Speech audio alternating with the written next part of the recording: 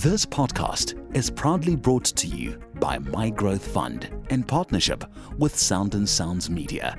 To have your podcast recorded, send an email to info@soundandsounds.co.za. That's info@soundandssounds.co.za. Hello, family, and welcome to another episode of the VT Podcast. And here we talk about ideas that matter. I'm so excited, by the way. As I'm doing this episode, I've got my kids joining me in the studio. So, maybe later on the later episodes, I'll get one of them to come in and say one or two things to you guys.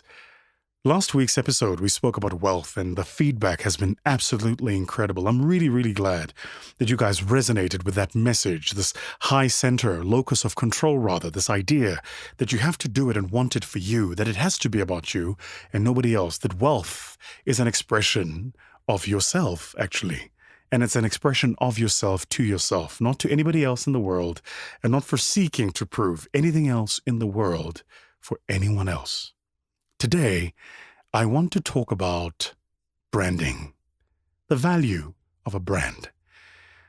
I had the privilege many years ago of being in the audience, and there was a speaker speaking, and South African gentleman who in my mind is one of the archetypes of, what a great marketer and a brand person should be doing. Thembekwayo. The South Africans listening to this conversation would know him well.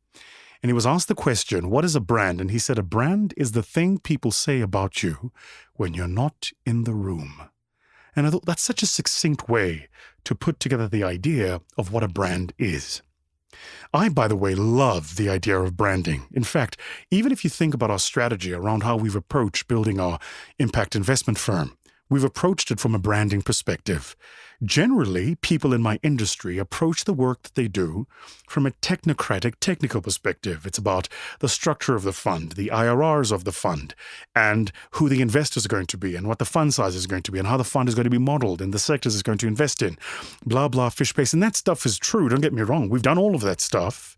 But we started first by asking the question, what do we want to stand for? Who do we want to be? What will be our brand? And why would a impact investment firm ask itself that question? Quite simple, actually.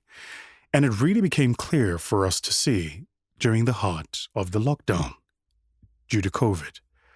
A brand is a shield. It's a shield from the vagrance of market forces. There are some things customers will buy because the brand is strong, even when the market fundamentals, according to economists, dictate that there is no demand.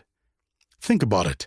In the middle, right in the middle of a lockdown, right at the heart of an economic lockdown that's destroying businesses and destroying livelihoods, nobody needs to drink sugar water.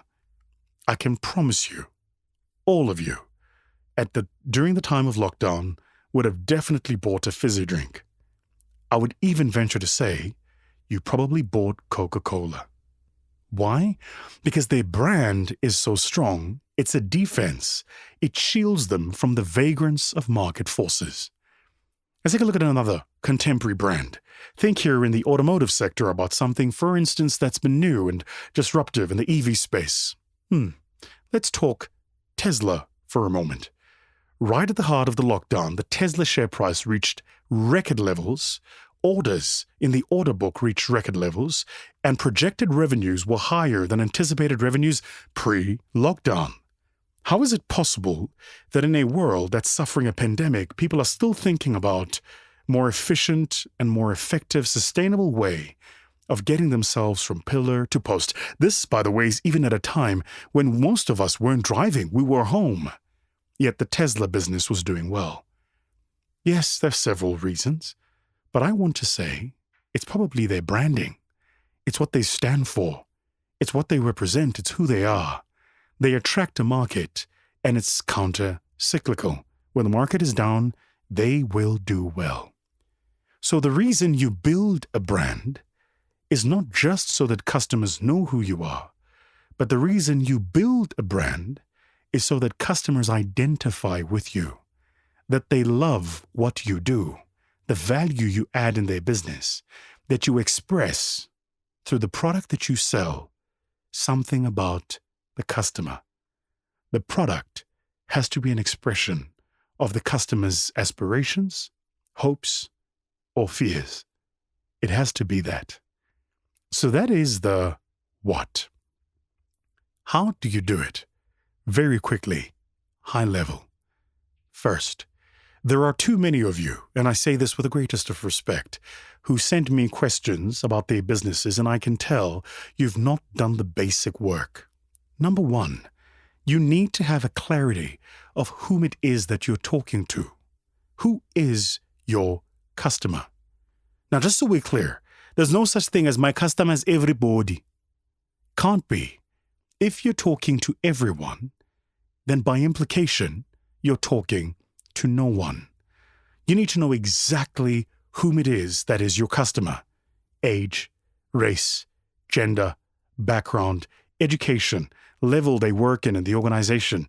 You need to know where do they live, where do they shop, what do they buy, why do they buy it. You need to know what are their pressure points, what are their triggers, what makes them happy. You need to understand all of these points about your customer so that you can fashion your value proposition for the things that matter to your customer. Fundamental. The second thing about understanding your customer is you need to understand what they find important.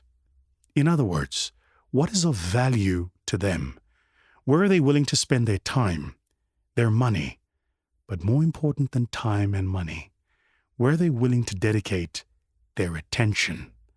What are they willing to watch, observe, read, listen to? What are they willing to consume? Because if you are not connected to your consumer or your customer, they're not willing to pay attention, you can run an advertising campaign as long as your arm. They're not paying attention and therefore they're not going to buy. Third element of how do you build a brand? Remove yourself and your ego.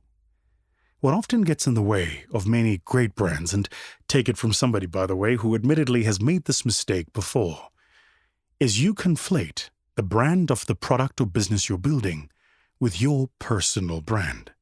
Remove yourself and your ego. Ask yourself the following question. Let's assume you, your face, and everything you are was not able to show up in any way, shape, or form for your product or your business for the next 24 months. Could your product or your business sustain itself and grow? Because I can tell you for free, when I mentioned Coca-Cola, 100% of you watching and listening to this knew exactly what I was talking about. But tell me, who is the CEO of Coca-Cola? What about Harley Davidson? Who's the head of production at Harley Davidson? No? No takers? What about Apple? Who's currently the head of retail at Apple? Exactly. Because the brand and the product has been institutionalized. It now lives in the romantic repertoire that is your imagination, in your head. And that's the power of that brand. And the final thing about branding is it has to be authentic. Too many of us are trying to be what we are not in a world that we think wants us to be that thing. Be authentic. Authentic about who you are, what you believe in, what you believe matters, and where you want your business, your product, and your brand to go. So, family, friends, that's our podcast for this week, talking about branding and how you can execute branding for yourself at a personal level and even for something that you're part of or something that you're building. From me, Vusi Thembekwayo, and our partners at Sound & Sounds in Joburg, sayonara. This podcast was proudly brought to you by My Growth Fund in partnership with Sound & Sounds Media. To partner with us, visit mygrowthfund.co.za or email info@mygrowthfund.co.za.